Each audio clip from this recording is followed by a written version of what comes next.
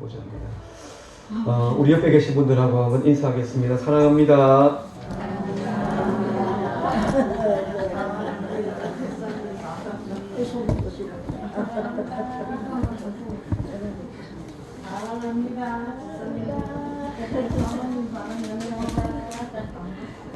예, 하나님께서 참 2019년도에 우리 교회에 참 많은 은혜를 우리 교회에 부어주신 것 같습니다. 참 돌아보면 지난 2019년도를 시작을 할 때에 그때 우리의 그 교회의 여러 모습이나 형편하고 지금의 어떤 모습이나 형편하고는 좀 비교가 안 되는 것 같습니다. 지금 이제 우리 교회 땅이 저 건너편의 땅이 1100평이 넘는 1120평이더라고요. 1120평. 네, 그런 땅을 하나님께서 또 우리에게 주셨습니다. 그리고 2019년 시작할 때에 우리 교회 어린 아이들이 오니와 설이 2명밖에 없었는데 그 태호도 있고 태린이도 있고 오늘 마지막 주일이 되고 지금 이제 오늘 또 어디 간 것 같은데 로아 있고 태겸이, 민겸이, 그 다음에 지난 주일날 지난 그 성탄절날 또 이제 그 온 도윤이, 라윤이 이렇게 해가지고 성탄절날은 애들 데리고 밖에 나갔는데 애들이 9명. 아유. 그 우리 손주도 태어나가지고 걔까지 합치면 우리 교회 5살 이하에만 10명인데 10명. 그래가지고 참 많이 감사하다는 그런 생각이 그런 생각이 들었습니다. 예, 우리 감사하면서 한 박수 한번 할까요?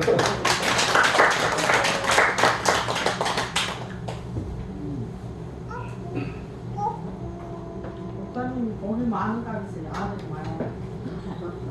예, 제가 복이 많은 것 같습니다. 보니까. 오늘 다니엘서 1장 말씀 함께 보았는데 다니엘이 살던 이 시대는 참 암울한 시대였습니다. 역사적으로 굉장히 암울한 시대에 다니엘이 살았습니다. 그 당시 이스라엘의 왕은 오늘 말씀 1절에 보면 당시에 요야김 왕이 유다를 다스리고 있을 때라고 말하고 있습니다. 이스라엘도 우리나라처럼 북쪽과 남쪽이 나누어져 있습니다. 솔로몬 왕이 죽고 난 뒤에 그 아들 되는 르호보암이 다스릴 그때에 이스라엘이 나눠지게 되는데 남쪽은 유다 족속을 중심으로 해서 남쪽 나라는 유다였고 북쪽은 이스라엘이었습니다. 지금 우리나라랑 비슷하죠. 그리고 남쪽은 하나님을 섬기는 나라였고 북쪽은 우상을 섬기는 나라였습니다. 그것도 비슷합니다. 그렇게 하다가 북쪽 이스라엘이 먼저 그 아수르에 의해서 망하게 됩니다. 그리고 난 뒤에 남쪽 유다가 망하게 되는데 망하기 바로 직전에 이 다니엘이 살았었습니다. 이 요야김 왕이 포로로 이제 잡혀서 끌려가고 할 그때에 이 다니엘이 그때 끌려갔었고 다니엘의 친구들도 끌려갔었습니다. 참 안타까운 것은 뭔가 하면 그 시대에 전쟁을 나라와 나라 간의 전쟁을 하게 되면 그때 전쟁의 양상이 어떻게 사람들이 인식을 했는가 하면 신들의 전쟁으로 보았습니다. 그래서 이스라엘이 나라를 빼앗기면 이스라엘의 신이 힘이 없어서 그래서 이스라엘이 나라를 빼앗겼다 이렇게 생각을 했고 어떤 나라가 승리를 하게 되면 승리한 그 나라가 섬기는 그 신이 위대한 신이다 이런 생각을 했었습니다. 근데 이제 그 당시 이스라엘을 침공했던 나라가 바벨론이었는데 이 바벨론이 섬겼던 신이 마르둑이라는 신이었습니다. 와가지고는 이스라엘은 그 성전이 있었지만 성전에 신상은 없습니다. 우리도 여기 교회에 보면 신상이 없습니다. 하나님께서는 이 신상을 만드는 것을 허락지 않았습니다. 그래서 이스라엘은 신상을 만들지 않았고 무슨 상을 만들지 않았습니다. 그래서 이스라엘의 역대 왕들을 이렇게 보면 역대 왕들 가운데 초상화도 하나가 없습니다.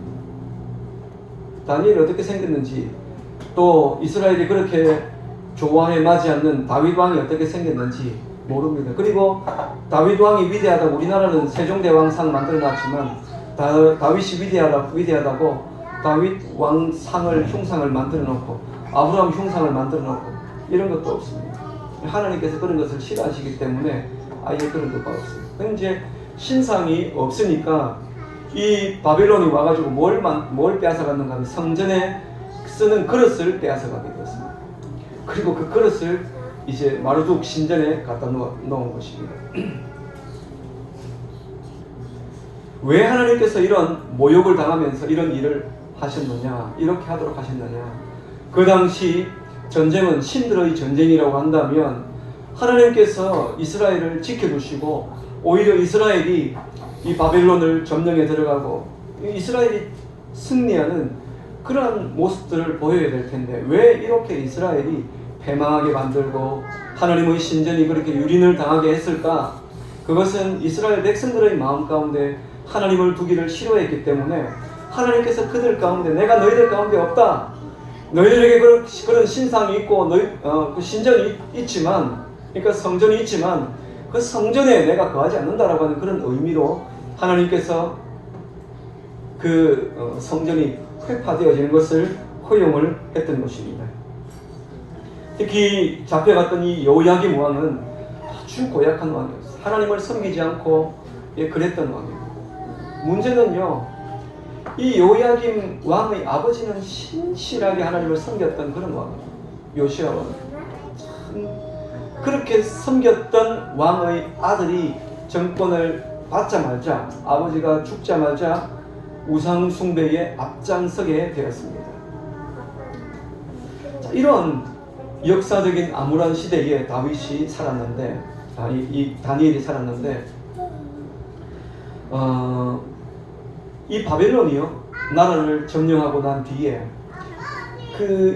이제 유다를 다스려야 될 것 아닙니까? 그러니까 이 유다를 잘 다스리기 위해서 이 유다에 있던 왕족, 귀족들을 잡아가게 됩니다.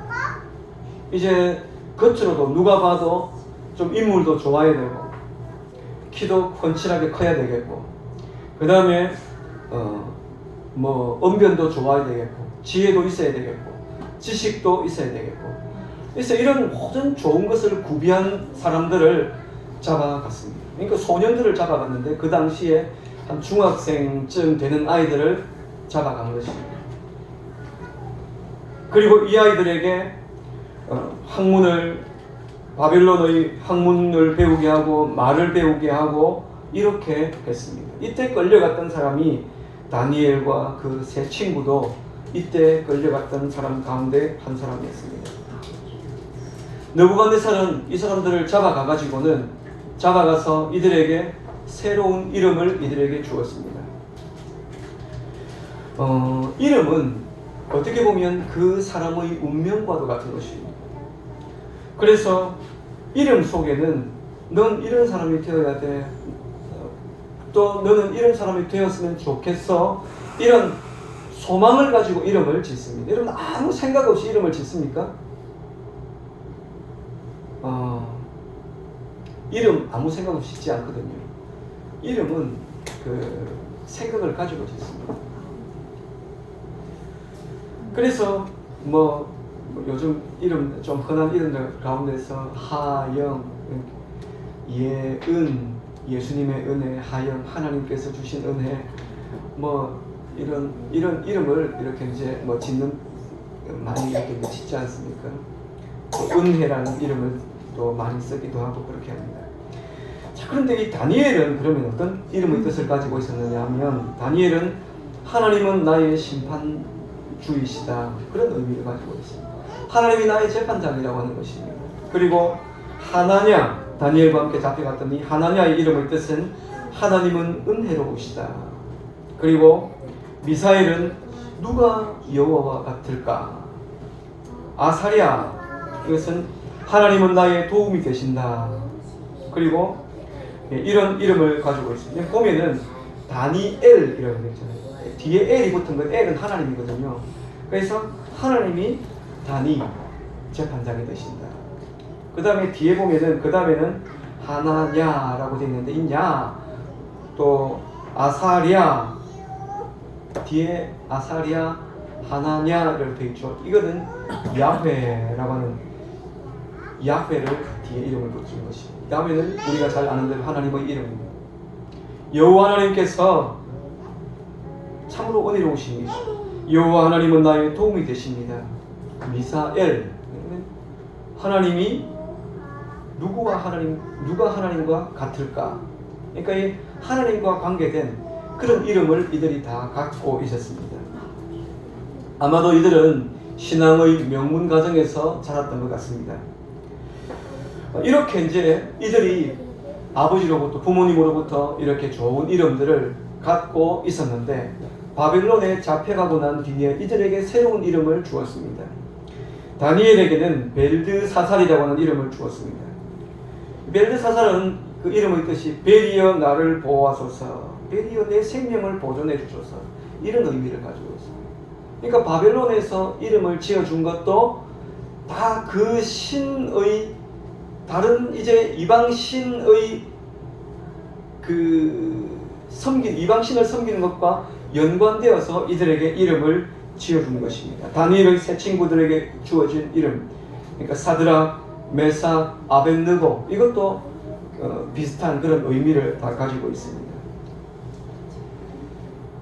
이렇게 그 느부갓네살 왕은 이들에게 새로운 이름을 주면서 이들의 정체성을 이제는 바꾸고자 했던 것입니다. 그래서 이들이 갖고 있는 생각, 이들이 갖고 있는 신앙, 이들이 갖고 있는 모든 생각들을 완전히 뜯어고쳐서 바벨론에 맞는 그러한 사람으로 완전히 바꾸고자 해서 이들에게 새로운 이름을 지어주었던 것입니다.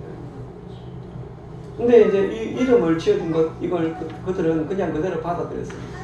어쩌면 바벨론에서 살기 위해 이것은 꼭 가져야 되는 어떤 신분증과도 같은 그런 것이었기 때문에 그냥 그대로 그걸 받아들였습니다. 이 바벨론이 가르쳤던 학문도 마찬가지였습니다. 우상 숭배하는 그런 학문이었습니다. 바벨론의 학문, 언어, 이 속에는 우상 숭배와 관련되어 있는 것들이 참 많았지만 그 땅에서 일하기 위해서 어쩔 수 없이 그것도 배워야만 했습니다. 근데 이제 우리가 이 세상에 살아가면서 이렇게 또 어떤 부분에 있어서는 서로 교통하면서 지내야 되는 부분들도 있지만 또 어떤 부분들에 있어서는 절대로 타협하지 못하는 그런 부분들도 우리가 있습니다. 우리가 신앙생활 하면서 어떤 부분은 다른 사람들과 함께 교제하고 교통하고 또 어떤 부분들은 허용을 해도 될 문제가 있는가 하면 어떤 부분은 절대로 허용할 수 없는 부분들이 있습니다. 신앙의 마지노선이 있다고 하는 것입니다. 이것이 오늘 말씀에 보면 나오는데 8절 말씀을 보면은 8절 말씀 우리가 익히 잘 아는 말씀인데요. 같이 읽습니다. 시작. 다니엘은 뜻을 정하여 왕의 음식과 그가 마시는 포도주로 자기를 더럽히지 아니하리라 하고 자기를 더럽히지 아니하도록 환관장에게 구하니. 다니엘은 뜻을 정했다고 말하고 있습니다. 이 뜻을 정했다라고 하는 이 말은 단호하고 확고하다 그런 의미를 가지고 있습니다. 그러니까 단호하고 확고하게 다니엘이 결심을 했다라고 하는 것입니다. 다니엘이 지금까지 살았던 삶이 참 오진 세월을 살았습니다. 나라는 바벨론에 의해서 나라가 빼앗겨버렸습니다. 또 자신들은 고국에 살지 못하고 이방 땅에 포로로 끌려와서 살게 되었습니다. 그리고 자기가 원하지 않는 공부를 해야만 했고 자기들이 원하지 않는 그런 일을 이들은 하면서 살아야만 했습니다. 그런데 이제는 자기들이 원하지 않는 음식물을 먹으라고 그렇게 요구를 하고 있습니다. 우상에게 제물로 바쳐진, 그러니까 참 어떻게 보면 아주 화려한 그런 음식이지만 이 왕의 음식, 포도주, 이것을 먹으라고 요구를 했던 것입니다. 이스라엘에도 포도주가 그냥 일반적으로 모든 사람들이 다 마셨던 것이 아닙니다. 술은 아무나 다 마실 수 있었던 것이 아니었습니다.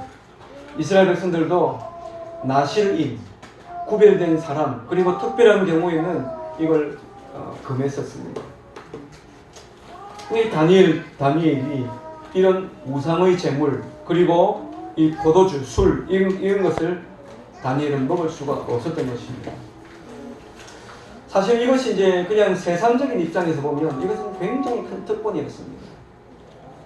왕이 그냥 그 막 윽박 지르면서 막 먹기 힘든 그런 음식을 먹으라고 한 게 아니고 왕이 자기가 이렇게 먹어야 되는 그런 좋은 음식, 자기가 지금까지 먹고 있는 아주 귀한 진귀한 그런 음식을 이들에게 배려해서 이들에게 주는 것이에요. 그러니까 왕의 생각에는 아이고 이 어린아이들이 지금 와가지고 이 잡혀와가지고 얼마나 힘들까, 고향 땅에 얼마나 가고 싶을까, 자기들의 어머니 아버지가 얼마나 보고 싶을까. 이 느부갓네살 왕이 그것을 생각하면서 아유 이렇게 힘든데 그래 음식이라도 한번 잘 줘보자 그러면서 아마 자기가 먹는 최고의 좋은 음식을 이들에게 주었을 것입니다. 그러니까 이제 이 음식을 먹으면 이들에게 이제 그 출세의 길이 이들에게 이제 열려 있는 것입니다. 이미 이제 바벨론에서 살아갈 수 있도록 바벨론식 이름도 받았고 또 왕이 먹는 최고의 음식 얼마나 진수성찬이었겠습니까? 그 음식을 먹고 그리고 교육기간 3년간의 이 교육기간이 끝나고 나면 바벨론에서 또는 자기가 살던 그 이스라엘 유다에서 고위직 공무원으로 취직해가지고 일평생 이들은 아무런 걱정 없이 염려 없이 살아갈 수 있는 길이 이들에게 열려 있었던 것입니다. 그런데 다니엘에게 있어서 지금 다른 것은 괜찮은데 이 왕이 그에게 주었던 이 음식은 자기에게 그렇게 간단한 문제가 아니었던 것입니다. 세상 속에 들어가서 살아가는 것은 얼마든지 내가 살겠는데 우상의 재물을 먹는다? 이건 그에게 있어서 전혀 다른 문제가 되었던 것입니다. 하지만 사실 우리 입장에서 보면 거부하기도 힘든 것입니다. 어쩌면 골리앗 앞에 서 있는 다윗처럼 너무 자기는 그 왕 앞에 서 있는 이 다니엘은 너무 작은 존재이고 왕이 시켜서 먹으라면 먹어야 되고 죽으라면 죽어야 되는 사람인데 왕이 배려해서 야 너 이렇게 먹어 해서 주는데 그걸 거부한다. 참 어렵습니다. 저는 이제 군대에 있을 적에 이 괴롭히는 것이 그렇더라고요. 술을 이렇게 이제 주는 거예요. 술을. 난 예수 믿는 사람이니까 나 술 안 마십니다. 했는데 술을 주는 거예요. 안 마신다고 하니까 어떤 사람은 그냥 넘어가요. 근데 이제 한 사람이 아주 확하게 저를 괴롭히는 사람이 하나 있었어요. 이 양반이 몇 차례 이제 제가 거부를 했는데도 다음 회식 때 또 이제 저를 불러가지고 저한테 술잔을 주고 먹으라고 하는 거예요. 참 그래가지고 이제 그걸 들고 이제 뭐 마시라까지는 안 하고 입에다 갖다 대라고 그러고 입을 벌리라고 그러고 그 이제 입에다 갖다 부으라고 하더라고요. 입은 벌렸지만 목구멍을 막아놓고 확 갖다 붓고는 그냥 그러니까 막 옷으로 그냥 그 막걸리가 쫙 흘렀죠. 그랬더니 이제 그 자리가 이제 그 모양이 희한하게 돼버렸어요. 이제 더 이상 저한테 이제 그렇게 요구를 못 하는데 회식이 끝나자마자 가만히 있었겠습니까? 이제 막상 뒤에 끌려가가지고 뭐 엎드려 받쳐 뭐 일어서 굴러 하면서 이제 거기서 이제 얻어맞기도 하고 얼차려도 당하고 그렇게 했었습니다. 그 시간이 지나고 난 뒤에 이제 그 돌아가라고 해서 돌아가는데 참 서럽더라고요. 그때. 화장실에 가가 제가 그때 한참 울었어요. 한참 울다가 그래 이제 들어갔었습니다. 뭐 저야 뭐 그냥 간단히 그냥 그렇게 해서 문제가 해결이 되었는데 다니엘의 입장에서는 이게 그렇게 간단한 문제가 아니었어요. 죽느냐 사느냐 문제. 먹으면 출세가 보장이 되어 있습니다. 먹으면 이 바벨론에 그러니까 만약에 전쟁이 나가지고 가령 저 미국이 우리나라를 점령에 들어와가지고 이제 그 속국으로 삼았는데 제가 거기서 특별히 뽑혀가가지고 미국에 가 대학 공부를 잘 시켜줘가지고 거기서 우리나라에 파견하는 아주 고위직 공무원으로 저를 파견시켜준다고 하면은 뭐 저한테는 얼마나 큰 특권입니까? 특권이잖아요.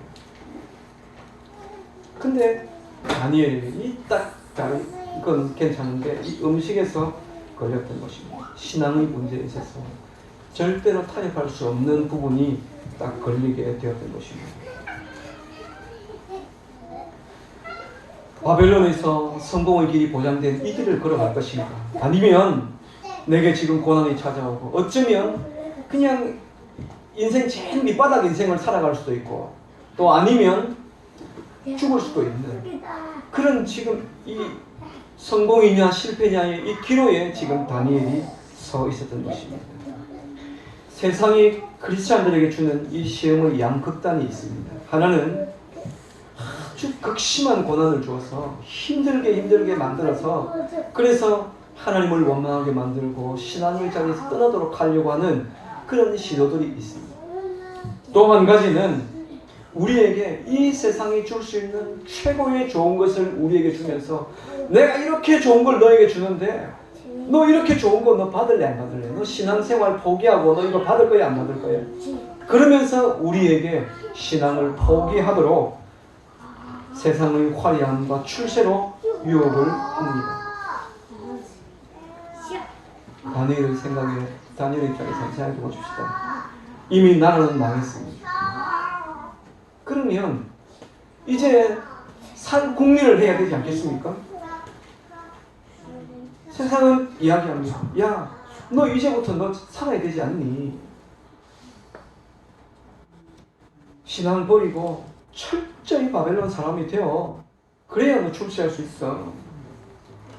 이것이 세상이 그리고 그 당시 바벨론이라고 하는 나라가 다니엘에게 들려주었던 음성입니다. 오늘 세상이 우리를 향해서도 바로 이런 음성을 우리에게 들려줍니다. 너 철저히 세상의 사람이 되어야 돼. 넌 철저히 세상의 가치관을 갖고 살아야 돼.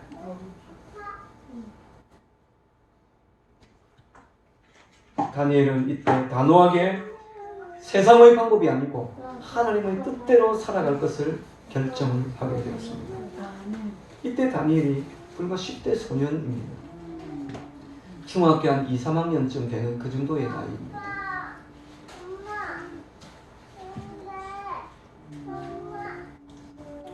다니엘이 이렇게 신앙의 결정을 하게 된 이유가 있습니다. 자기 고국 땅에 살면서 하나님의 백성들은 이렇게 살면 안 된다. 하나님 백성들은 이렇게 살면 망한다. 그렇게 선자들이 끊임없이 외치는 음성을 이 다니엘이 들었습니다.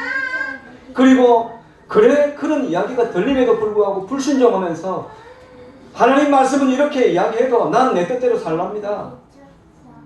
그러면서 하나님 말씀에 순종하기를 거부하고 살았던 사람들의 비참한 말로를 보았습니다.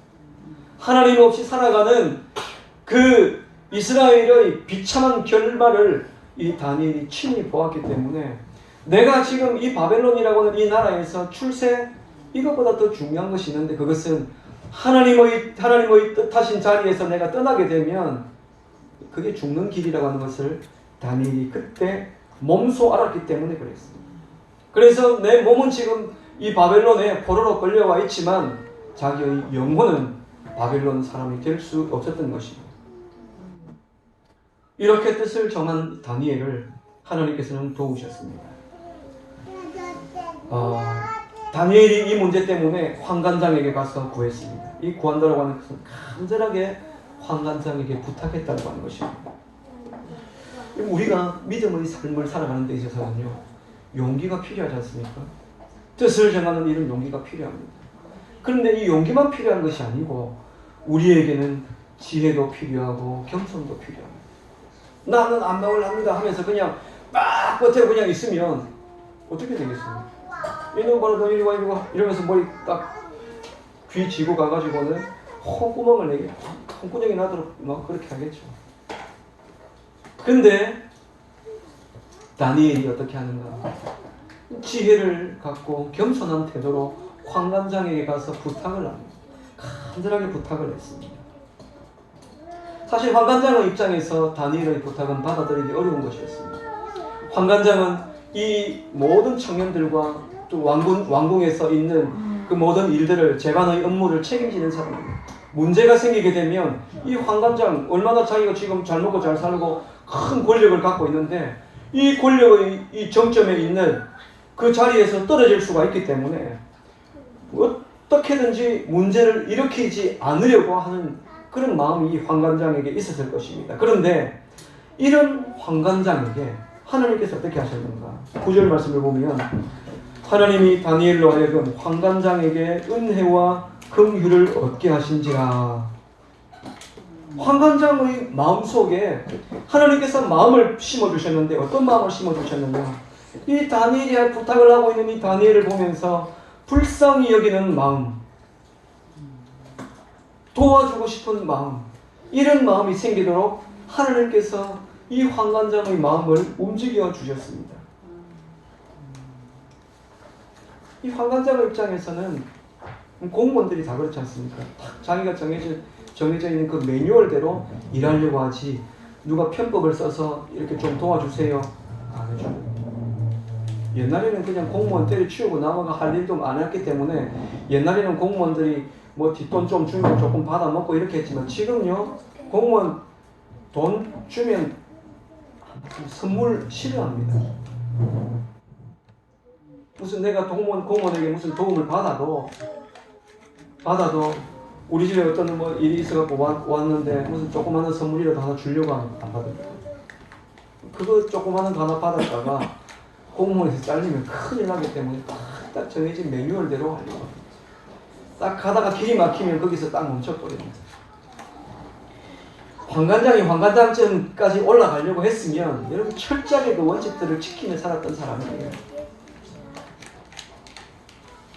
정치적 감각이 뛰어났을 것이고 눈치도 빨라야 했고 왕의 그 의중을 살펴서 막 그 왕의 손발처럼 그렇게 움직였던 사람이 바로 이 환관장이었을 것입니다. 그러니까 환관들 가운데서도 가장 높은 사람이 되었죠. 근데 이 사람에게 은혜를 입게 했습니다.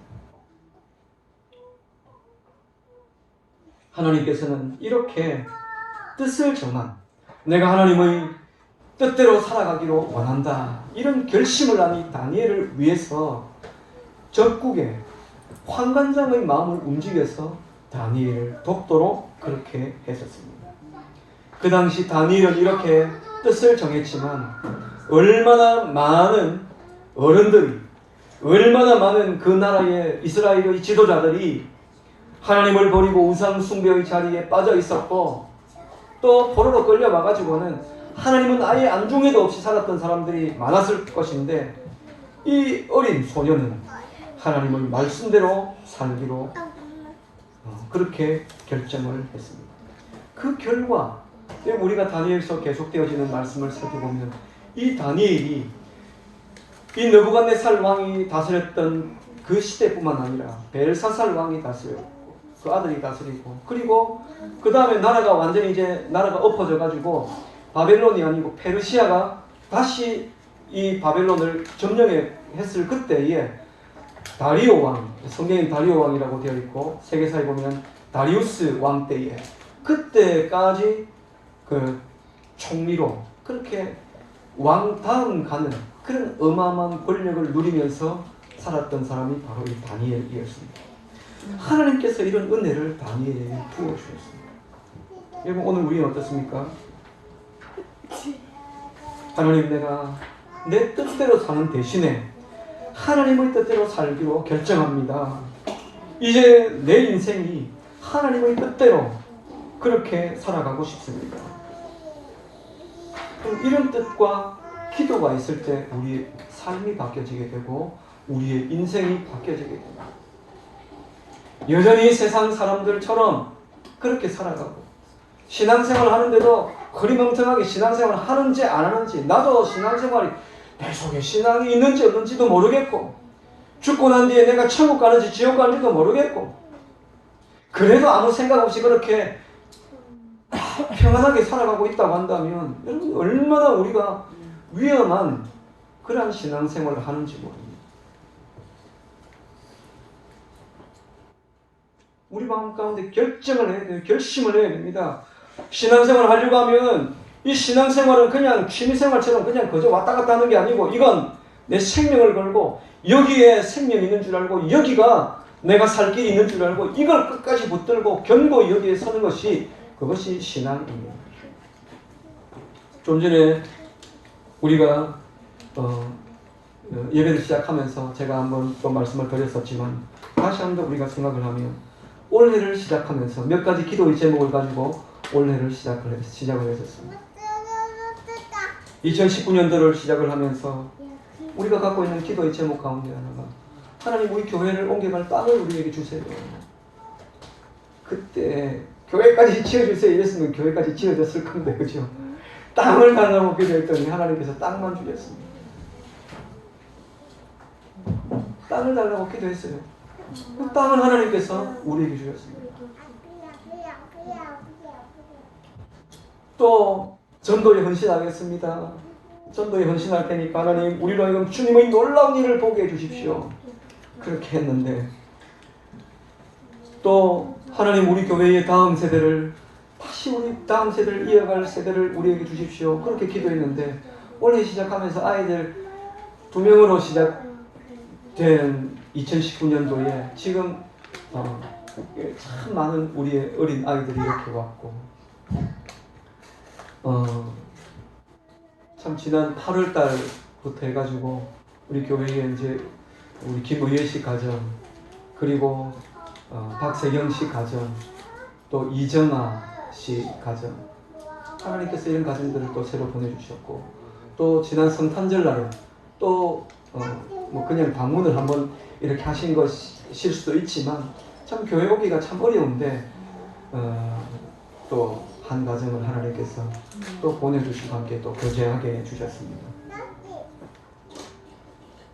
여러분 어떻습니까? 우리가 그냥 꿈꿀 수 있었던 일이었나요? 꿈꾸기 어려운 일이었습니다.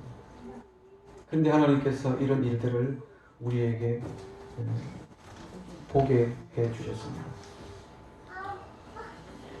새해를 우리가 또 맞이하면서 다시 우리가 새로운 마음을 가지고 새로운 기도의 제목들을 가지고 하나님께 우리가 기도하기를 원합니다. 근데 이제 우리가 기도만 한다고 되는 것이 아니고 먼저는 우리 마음 속에 하나님을 향한 헌신이 있어야 됩니다.